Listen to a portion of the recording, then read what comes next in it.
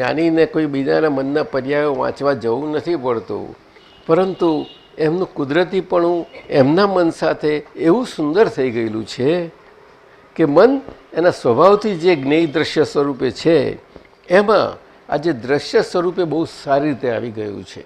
શું કહ્યું? એટલે કે એ મન અને મનના અવસ્થાઓ બધી સારી દર્શનાઈ ગઈ છે, બધી સરખી રીતે, બહુ સારી રીતે. દાદા ભગવાનથી આપણને કેવળ દર્શન પ્રાપ્ત છે ખરું, પણ એ પ્રાપ્ત છે એટલે હવે આપણે દર્શનાય આપણાથી આપણો પુરુષાર્થ. શું કહ્યું? જે આપણે અંદર પ્રતિબિંબ પામે એ દર્શનાય ને.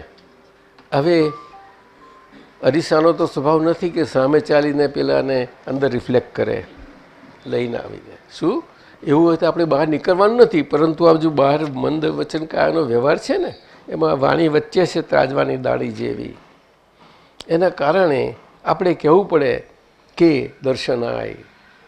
સમજાયું? દ્રષ્ટા સ્વભાવે કરીને આપણો પુરુષાર્થ હોવો ઘટે. દ્રષ્ટા, હવે પોતે પોતાના દ્રષ્ટા રહેવું એમાં શું અઘરું છે?